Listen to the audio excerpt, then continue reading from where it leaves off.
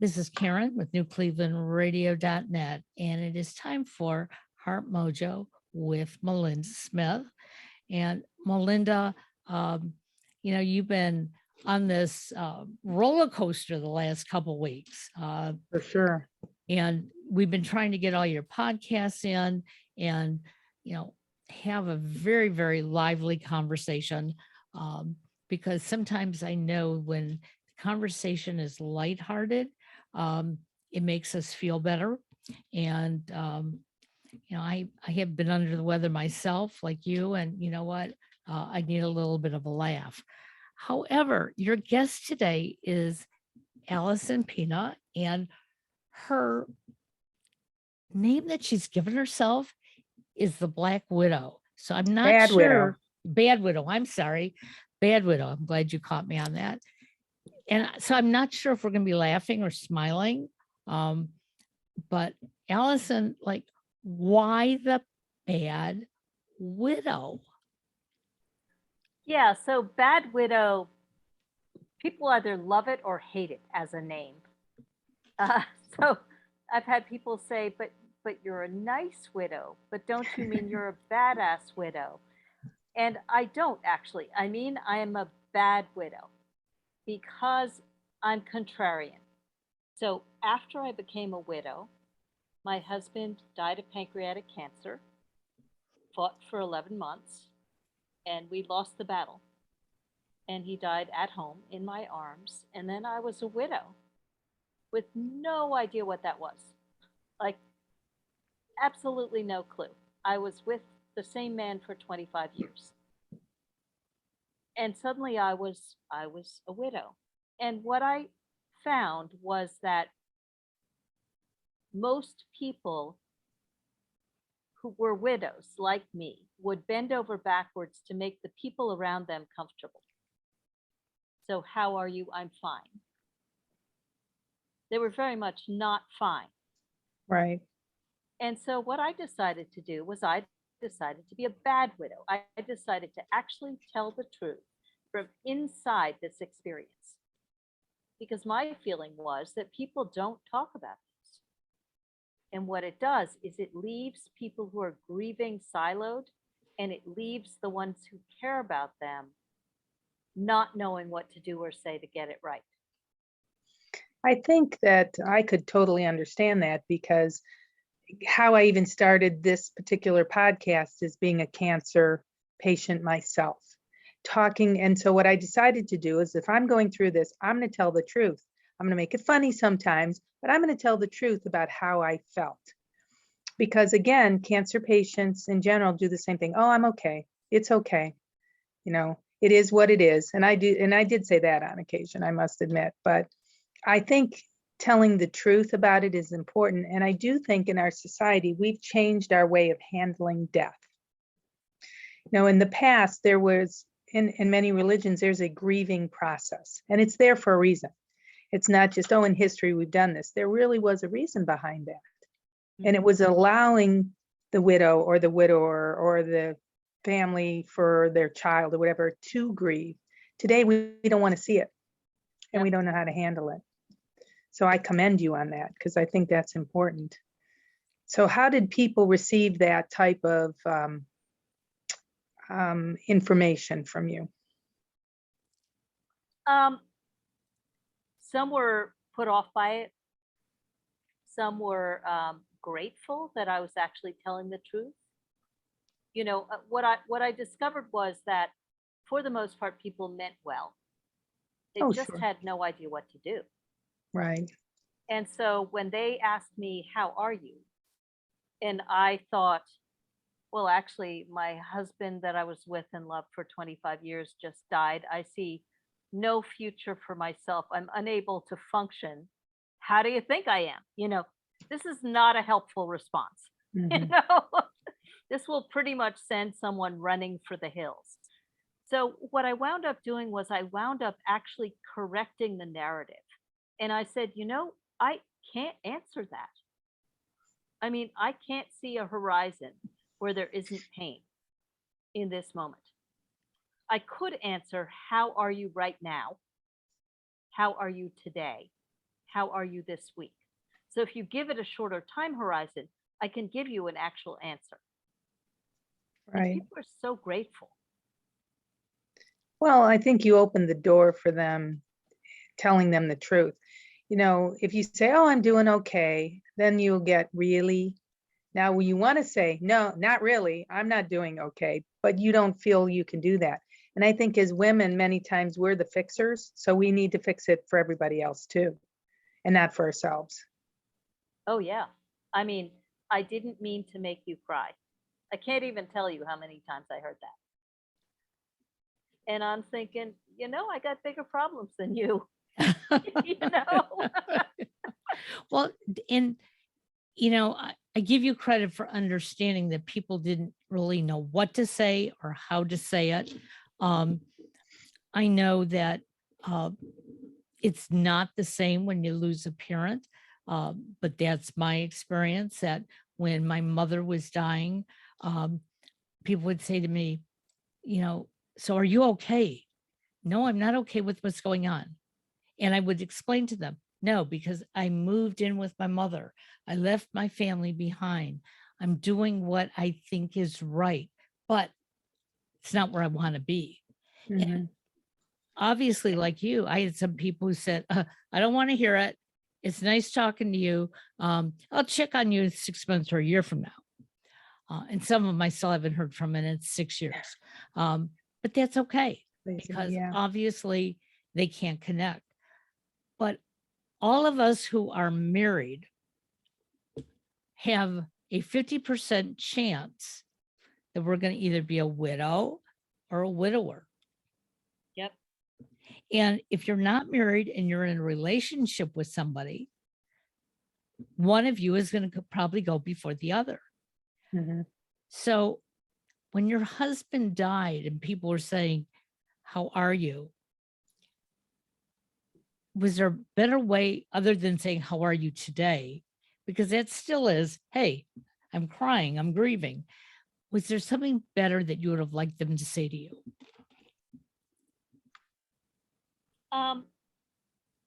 Honestly, so the first year was a wasteland of grief, and the second year was 0 to rage in about 5 seconds.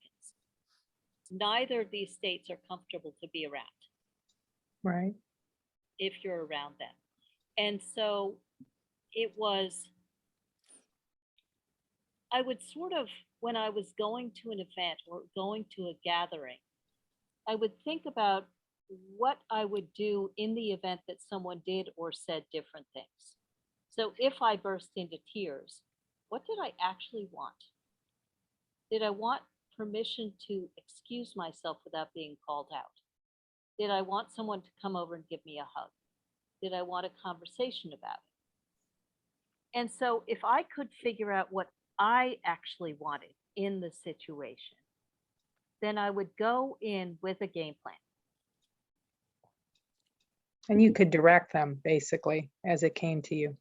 Exactly. Now, I think the same thing happens. And if you think back, and if I'm out of line, you let me know. But if you think back to when your husband found out that he had pancreatic cancer, I've lost many, many friends to cancer, whether it was metastasized breast cancer, or I have several friends who've had pancreatic cancer. Yep. And people don't know what to say to them either. You can't say, oh, it's okay, you'll get better, or, I'm sending you prayers and you'll be better, God will provide. First of all, most people are angry. They're angry that they're in that situation. They don't want to hear that God's going to fix it, because he's not, right? Right. They know that they're ill, and no one knows how to approach them either. So I'm thinking you probably, maybe you let me know that while you were in that situation, you learned something from that about yourself as well, because you had to learn how to work with your husband and his passing, knowing that that was happening, as people coming to you have to figure out how to work with you. Did that help you, helping him transition through that process? Well, I mean, it was very complicated because there's anticipatory grief. So when someone is diagnosed with pancreatic cancer, they don't say this, but it's basically prepare to die. Correct. Yeah. Do you have your affairs in order? have you seen a lawyer about your will? I mean, these are the things that they're asking you because you have a limited time and nobody knows how much. Right. And there's about a less than 5% chance of surviving pancreatic cancer, I think. Yes, that's right. So, Google is not your friend. When you look up those stats, it's terrifying, I know. absolutely terrifying. So what we decided to do was we decided to live full tilt boogie till the end. And what the grief did, even as he was alive, even as he was dying, was it raised up what really mattered. Right. In 25 years, there's a lot that's about logistics. Who's taking out the trash? Did you Mhm. get the milk? Right. And sometimes the love gets pushed down in the face of that. And when he got that diagnosis, it just raised up that awareness that the love was the most important thing. Yeah. What's truly important in your life together? It's not about who took the garbage out that day or who got the milk, right? It's we're still Exactly. here together and we share Exactly. these things. Yep. And so what we started doing was I created an environment as the sort of caregiver in the situation where we cut out the things as much as possible that we were toxic to us, were not fueling us. And we added in the people and the activities that we loved. So he So loved to important. paint and play tennis. He finished his last watercolor the Thursday before the Saturday he died. Wow. And I loved to sing. And I knew if I was not expressive in that way, singing and writing are my thing.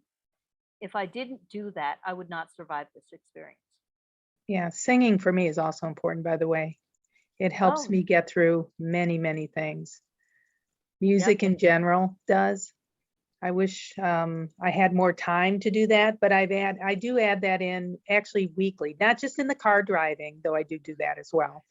But I actually go out and do a performance every week because it gives me joy. And I can make it a work thing as well, but even if it wasn't for work, I would still get joy out of doing it. And joy is what we need to look for in our lives, right? Joy is absolutely what we need to look for. I mean, it's so, so important. So in the course of the time when he was dying, those 11 months, I was in 2 cabaret shows, group cabaret shows. And I was in the last one, the Tuesday before the Saturday he died. And the first song I sang was I Will Survive. Yeah. And that helped you get through, I'm sure, as much as it could. Exactly, which is kind of a bad widow move in itself. It's like, who the heck leaves their husband and goes out to do a cabaret show the week he's dying? That's crazy. Except that he pushed me out the door.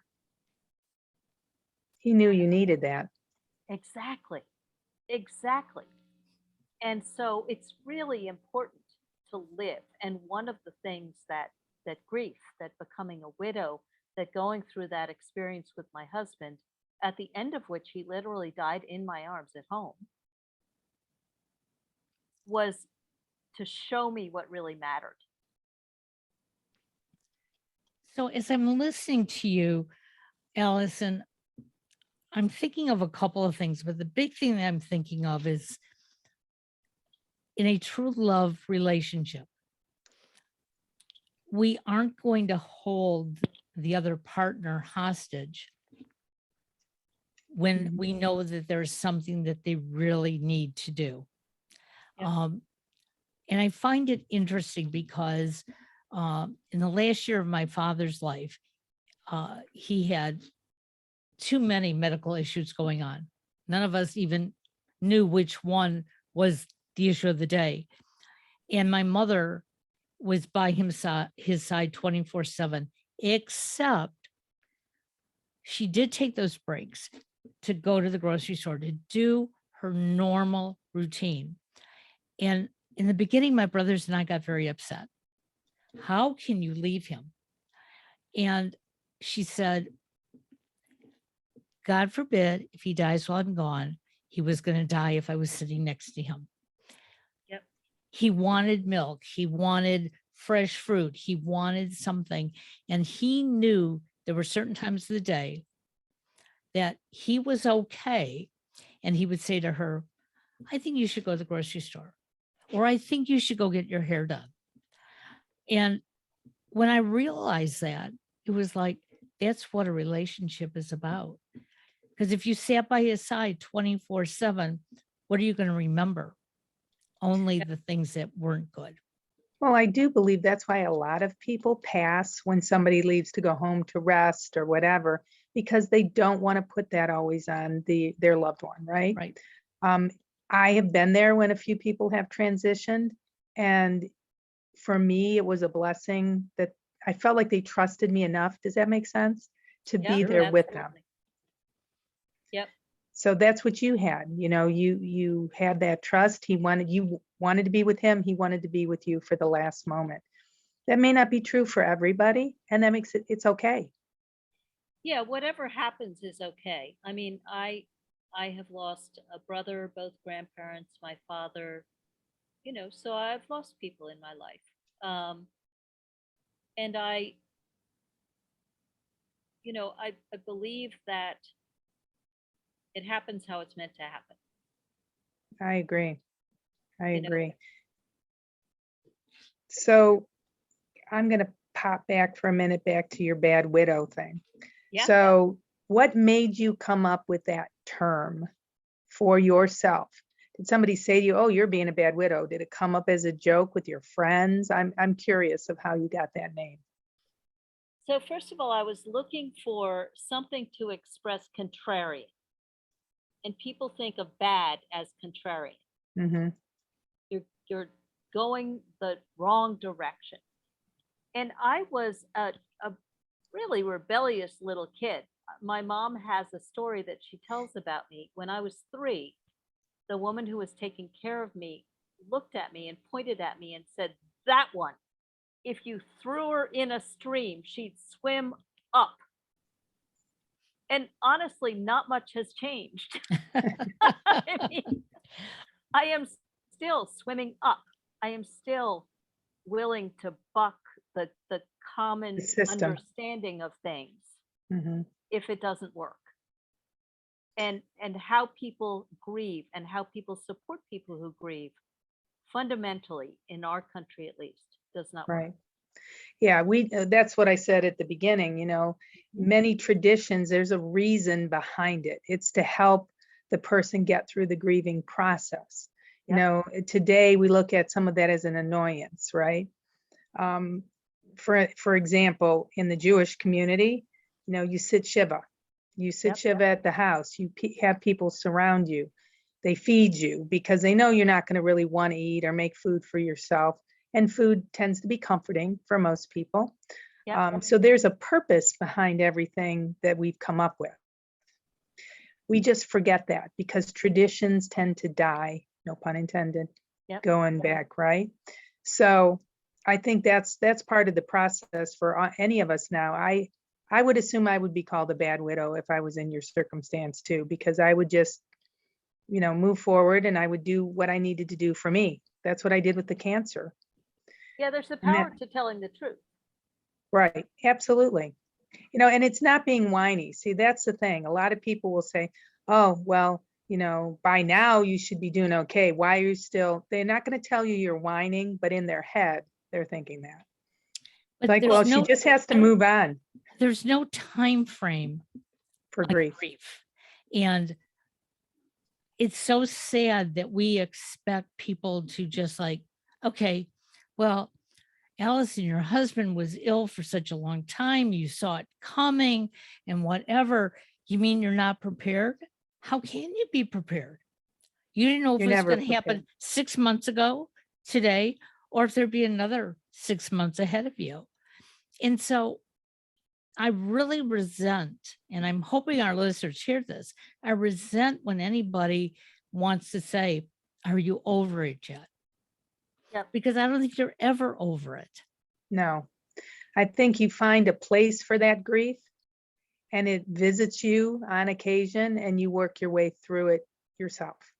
And hopefully maybe you have a good friend or a family member that when that moment hits you, you have somebody to talk to. For me, having cancer, there was a grief for me in that. I lost my way of Oh, yeah. life. I lost who I was as a person. So for me to handle it, I did this on social media. That's how I met Karen. I put it out there and thought, God bless it. I'm going through this. I got to help somebody get through this because this sucks. Nobody ever said it was fun, right? No, you wouldn't choose that for anybody. But that was my way of dealing with it. My family did not necessarily agree. You're saying too much, you're putting too much out there. It's nobody's business, blah, blah, blah, blah, blah. But for me, I needed to know that I was making a difference. And I think you're making a difference by what you're doing now. I know you have a website, you have a book, right? And Yep. you're explaining to people, it's okay to be bad. Really, it's okay to go against the grain. It's okay to do what you need to do for you. I think that's really super important. Yeah, and it's fascinating what you say, because the thing that drove me to be Bad Widow is what kept me making it through was I kept saying to myself, this pain must serve, which is very similar to what you just said. Mhm. This pain Mhm. must serve some purpose beyond just being so awful I can barely bear it. Right. It's funny, people say, oh, well, God doesn't give you more than you can handle. And my phrase is always, I wish he didn't trust me so much. Right. Exactly. Right. Exactly. Yes. And I think we've all at some point in our life have thought that. And Alison, so my question, before your husband got ill, Yep. what was life like for you? What were you doing in your career or your day-to-day life? So I was a consultant. I was doing something called the Affluence Code, which I've now bent into Bad Widow coaching. I was a tutor. I was a proofreader and editor, a whole variety of things. Whole variety of things. I was writing, but not too seriously. I don't know, lots of stuff. Well, you kind of last pulled it thing I all did together. yeah, I pulled it all together. I pulled it all together. And then after he died, I was incapacitated. So I was a consultant or coach who couldn't deal with people at all. I was a proofreader and editor who couldn't focus, had memory gaps you could drive a truck through, and flagging energy. So there was nothing that I was qualified for that I could do. And Bad Widow, so this Bad Widow journey that I started to go on was born out of everything that went wrong that nobody told you about. So losing myself, who am I? If I'm not a wife, as I was for 25 years, who in the world am I? If I can't do any of the work I'm qualified for, who am I? And so finding a way to reconnect with myself so that I could start to make better decisions. Because if we're completely lost, it's really hard to decide anything, right? Mhm. To move anywhere. And that was my bending my affluence code stuff into a way for people to reconnect themselves to themselves. Because Reader's Digest, everyone looks at the world in one of three ways. They feel most at home when they're at work, doing impeccable work, most at home when they're engaging in their one-on-one relationships, including self-care, or when they're serving a thriving community. So those are kind of the three primary orientations that people have. After a big loss, lean into what's yours, and you'll come back to yourself faster. So did somebody guide you with that? Like, did you have a friend or a family member, another coach that you knew that helped are- you look at it? These are all frameworks that I created because I couldn't find what I needed. And I have mastery at deconstructing my own experiences to come up with solutions. And so when I was completely falling apart, I kept being driven by this pain must serve. And I was like, okay, everything is awful. So what are the breakdowns that I am experiencing myself? What nets do I need to create to catch myself as I go along? And I wound up with a framework of sort of 5 pieces because grief, Elizabeth Kubler-Ross's 5 stages are very nice, Mhm. but they're just not true because they indicate that it's linear and it's not. Mm. You can be in a stage in one place in your life, so at work, but in a completely different place in your love life, Mhm. in your connection to people, in your health. Right. So it's not nearly as neat as it's represented as being. So do you feel that the things that you've learned during this process can be used in grief, no matter what kind of grief? Because grief doesn't have to be death. As I said, grief can be the loss of your life the way it was, whether it's from an illness, from a divorce, from whatever, financial breakdown. Lord knows we have a lot of that stuff going on in the world right now. Yeah, So do you feel that this can be used in any of those areas? absolutely. Absolutely. May I go through the 5 basic Absolutely. stages? Sure. Okay, Yeah. so the first is reconnect with yourself. Basically, what that does is it centers and grounds you so that you can go forward. The second is to re-engage in the world. When we're hurt, we contract. It's not automatic that we go back out again. So in the middle of a grief crisis, we have an entire world that's contracted without the skills to move out back into the world to make that choice. So reconnect, to re-engage. The next piece is you're not the same person as you were before your loss, before your cancer diagnosis, and after you became someone else. Absolutely. When my husband died, I became someone else. But who is that person? I mean, it is an honest question that you have to ask yourself. And so figuring that out. The next is to rebuild. When there's a transitional event like this, especially if it's a health thing, the things that people are scared of, health, Mm. death, you know, people can treat you like you have the plague, like it's catching. So people leave. People step up, they step back, or they leave. And what happens is that you wind up with holes in your networks of support. So rebuild is really looking at who am I? What do I love to do right now as this person I am now? And who are the people that I want in my world who are going to participate and contribute to me as who I am now? And then the last piece is to reset your course, because one of the things that happens when you're grieving, when there's a big tipping point event, a crucible moment, I've heard it called, is that as we've changed, as our values have risen up and we see what really matters to us, very often that changes our course. It changes what we're willing to put up with. True. Changes the direction we're going or the tangent we're going on in that direction. Really, really common. And it can look like this crazy shift in this person. Well, this happened and suddenly, where are they going? What are they doing? Who are they?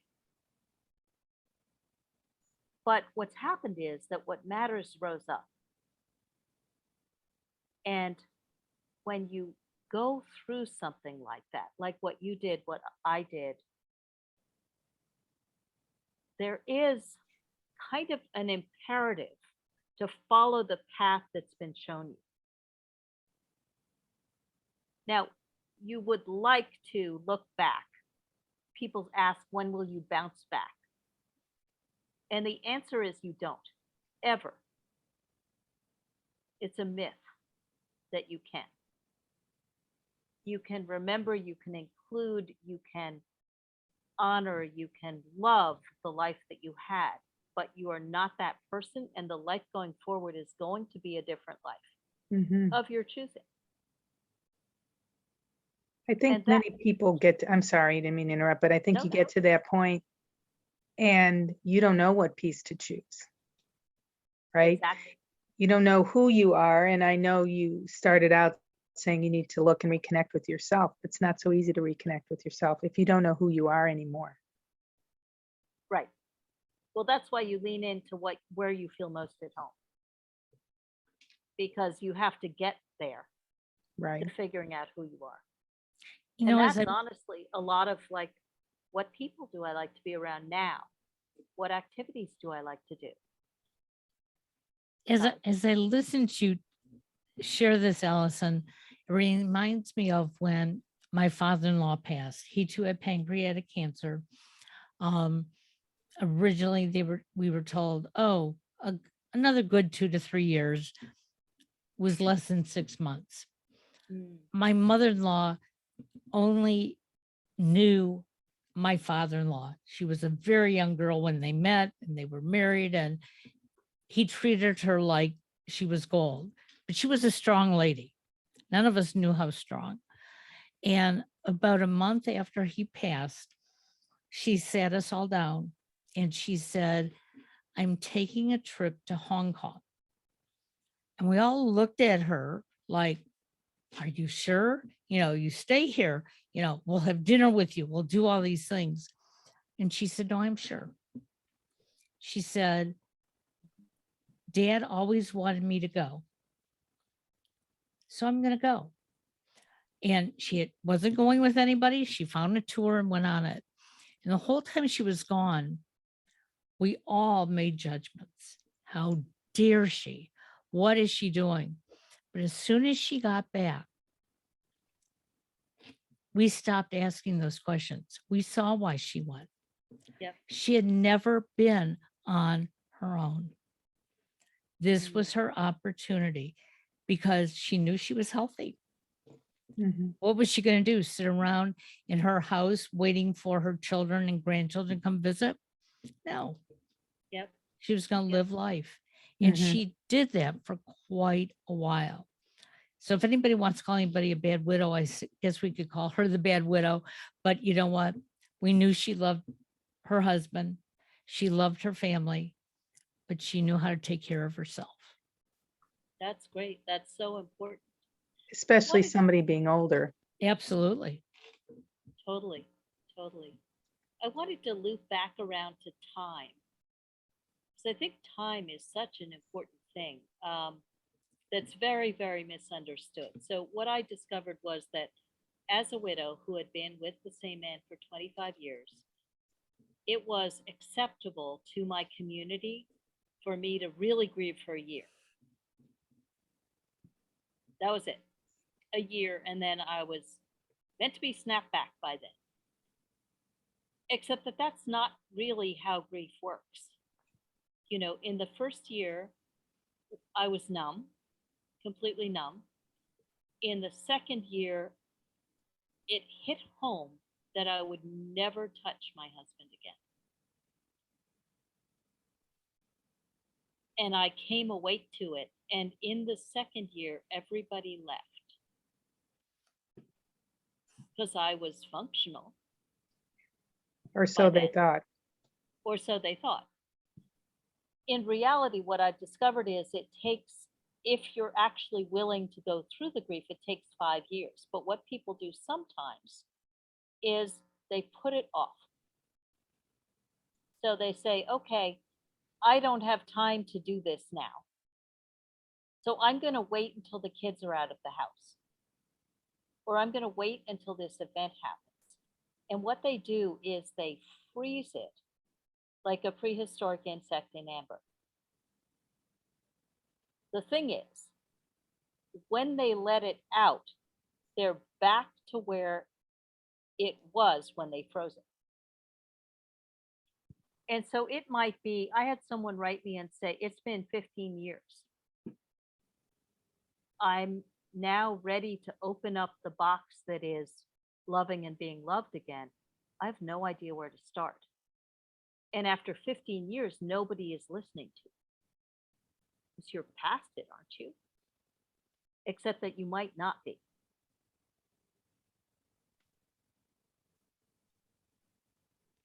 You know, and so the help that's needed, grief, as you say, Melinda, it changes and it morphs and it goes along, but there might be pockets of grief that are frozen. There might be places that are moving along faster than other places. I started working. So the first thing I could do when I decided to re-engage, I was not competent to do anything I was qualified for. But I had a widow friend who had a Halloween pop-up store. And I could hang clothes on hangers and do that. And it was unbelievably exhausting at the beginning because my capacity for engagement was so small by that time. But I knew that if I was going to grow myself back out into the world again, I had to start somewhere. And the other mistake that people make is that they say, well, why can't I do what I did before? And the fact of the matter is you can't. And the more time you spend moaning about, why can't I do that? The more time you're spending not doing what you can do from where you are right then and just rebuilding the muscle. It's funny, while you were talking about grief freezing, I had to look it up real quick because I couldn't remember the name. The movie Castaway, Yep. you know, where he's literally frozen in his time on the island, but she moved forward but never dealt with the grief. And that's, to me, that's like exactly what you're saying. She didn't deal with the grief until he came back. Now, he obviously came back, but she had that loss for quite a while. Yep. Right? Same, I believe that's similar to what you were referring to, because that's the first thing that came to mind, is her dealing with the grief of his loss and then his return, and the loss of the relationship, the loss of the time, all of it. Exactly. You know, Exactly what I'm saying. she kept the car because the car was representative of their relationship, and that's the last thing that he was in with her. Mm-hmm. Just like he kept the little pendant with her picture. Yeah, that's exactly it. And what it does is it means that grief for people who aren't going through it is just very mysterious. Well, I don't understand why you're bursting into tears and it's been 15 years. I don't understand why. Do you think it's people who haven't experienced grief themselves, like that type of grief? Or do you think they don't want to deal with it? They don't want to deal with your grief because it reminds them of their own things, so they move on. I think that generally as a culture, we're very unwilling to understand how very many grief experiences we have in our lives. So there is grief in a child who loses a game. There is grief in losing a pet. There is grief in moving from a home where you had friends to a place where you know nobody. There is grief in going for a job and not getting it. Mm. Grief in losing a job. There's grief in getting a promotion and leaving all your friends behind and being resented by them. I have my husband left me 546 paintings and his mother. His mother is now 99 years old and lives by herself a block from me. Wow. And I'm her primary caregiver. There's grief in aging. Absolutely. One of my previous jobs was helping train and choose caregivers.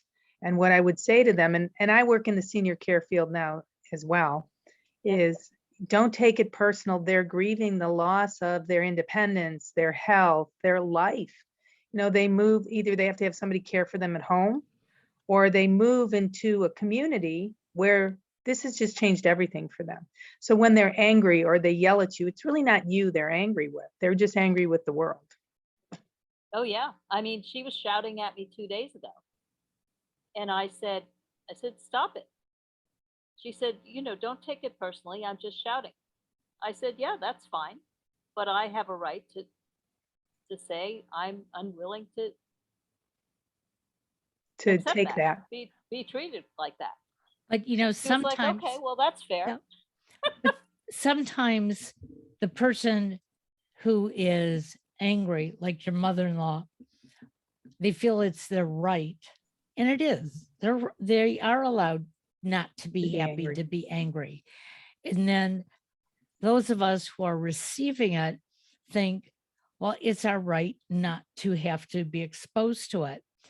And as I told you before we went on air, my son took this, what was supposed to be a great job, moved 6 hours away from home for the first time.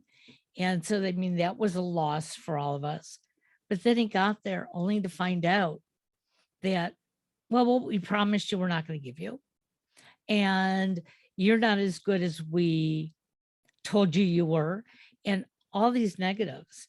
And we finally had a very deep conversation yesterday, and we all agreed he does not have to take this.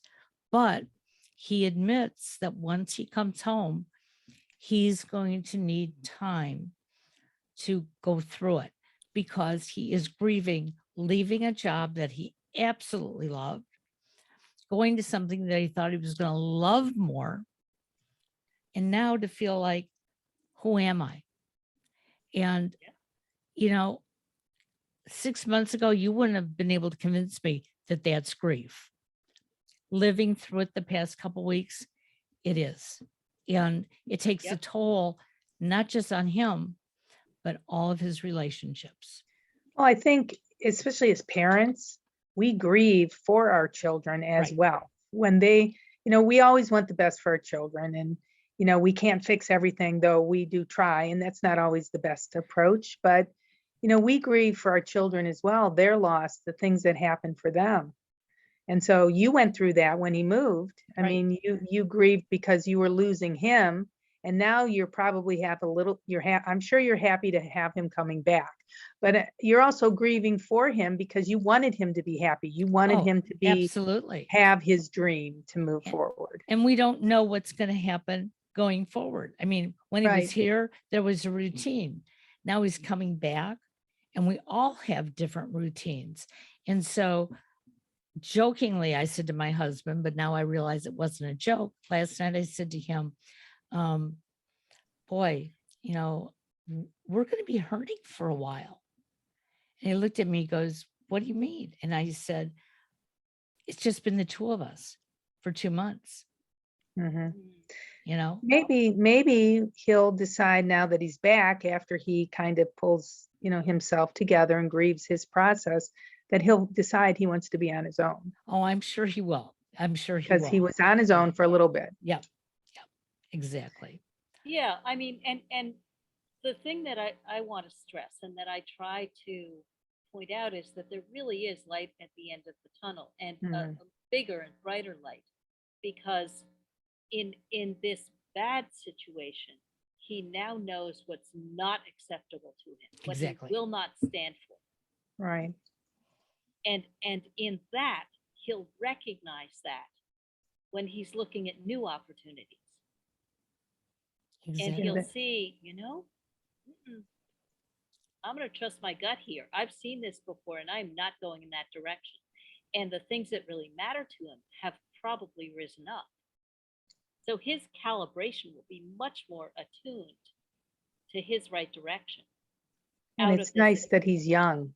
Yes. And doing it now versus later, because many of us had to go through that, and he probably will go through it again. I mean, we've had, those of us who've worked a long time have had multiple jobs, and each time there's a grieving process. You like certain things, you didn't like other things.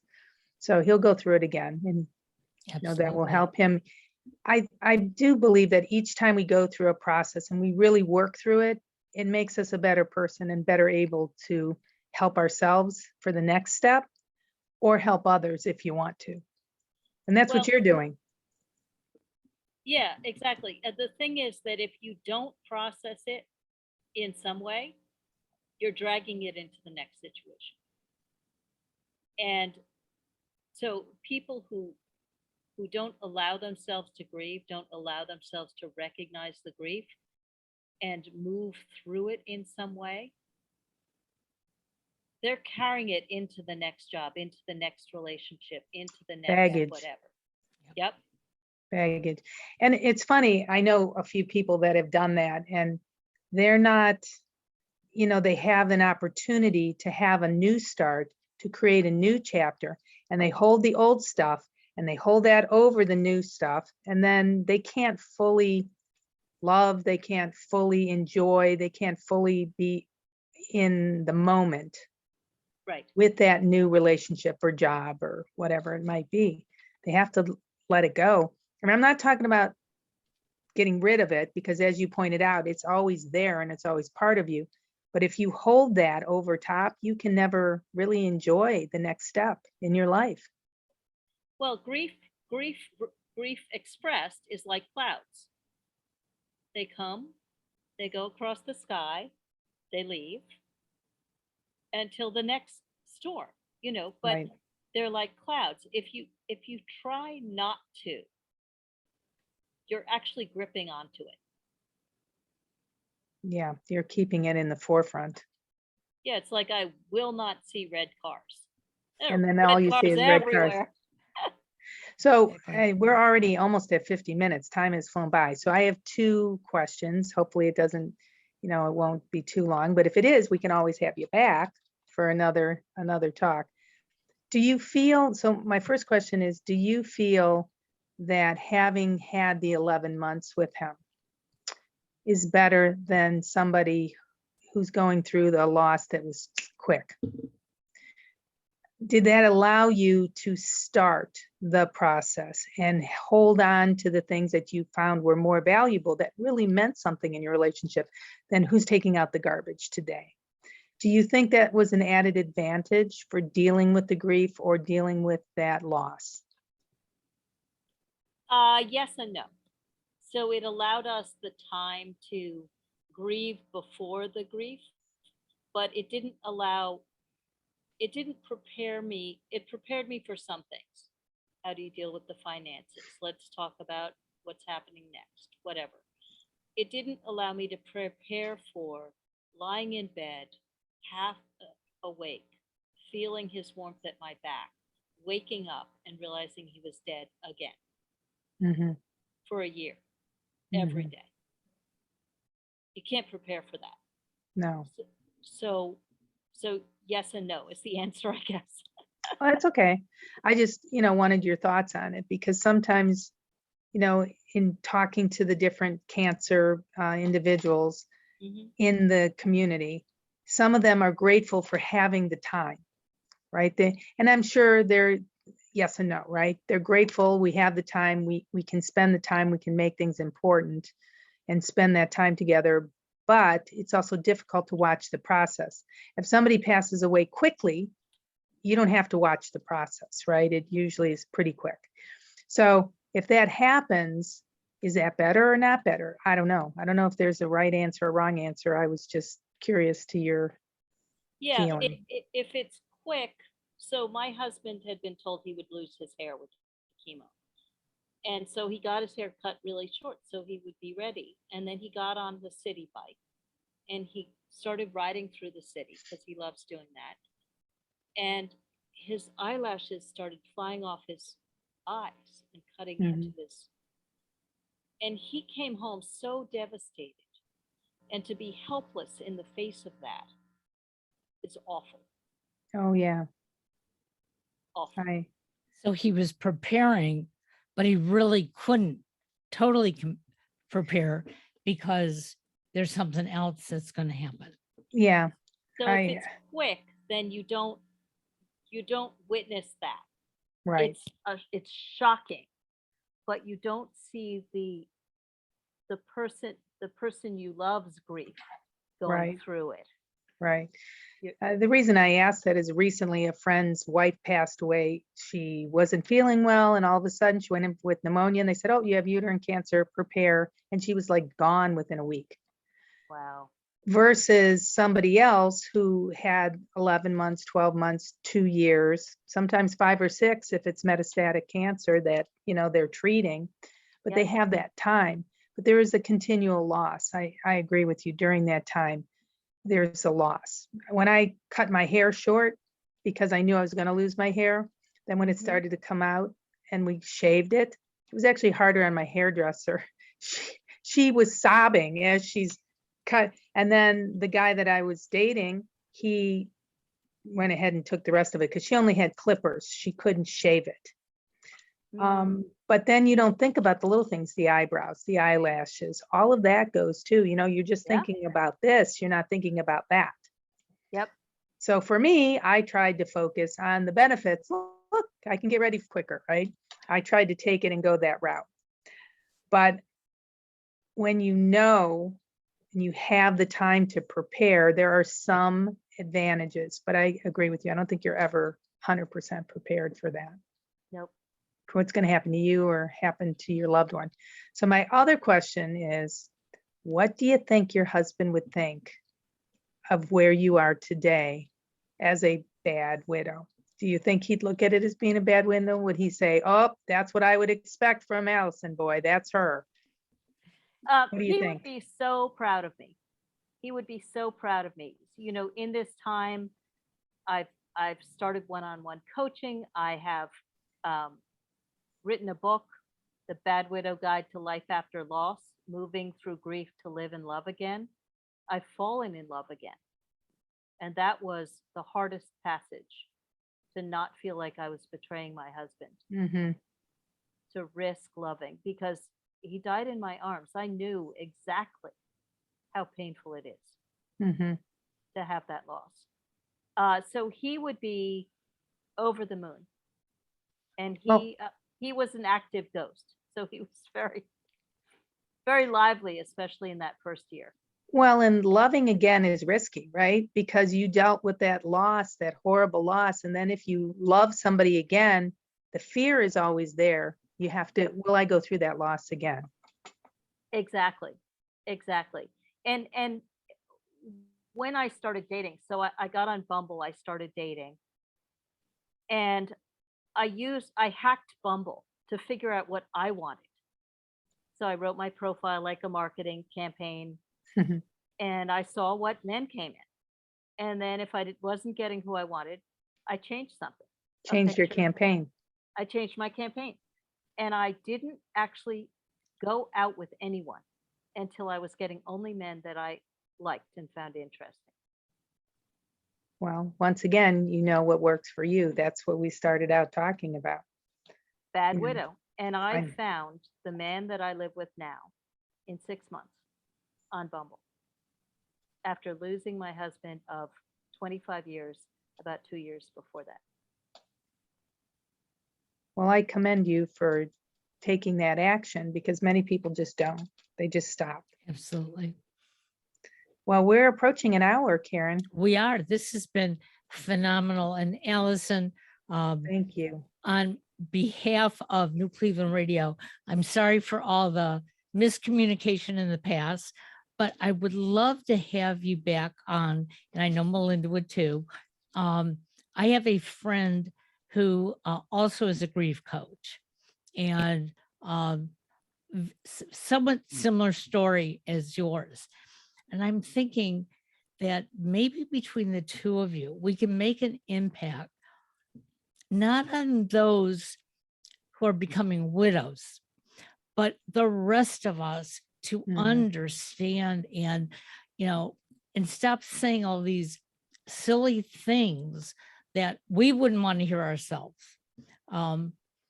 I just learned of a friend who is very, very ill. And it took me 3 days to make a phone call. Yep. Because I didn't want to say, how are you? I knew that was not the question I wanted to ask. And I didn't want her to think that I was avoiding her, but I was, because I had to know what to do. And so a lot of it, I went out and read some inspirational things, and it helped in my case. But I know there's so much more that we all can do for each other. So I'm going to work with Melinda on putting this together, and hopefully you'll come back and They would and love you can to. tell us about your new love life too. Yeah, I'd love to. I'd That'd be love to. Yeah, wonderful. that's a very good story. Sounds Well, wonderful. thank you so much for being on. Before we close, let people know how to reach out to you if they have questions or want your coaching. So the best way to reach me is go to badwidow.com. Okay. And we'll I put know that you're in on the show notes. Facebook and you're on LinkedIn and all of those things as well. So they have many ways to find you. Many ways to find me. Sounds wonderful. Again, thank you both, Thank you and so much. we'll be back again. Thank you. Take care now. Bye. Okay, great. Bye.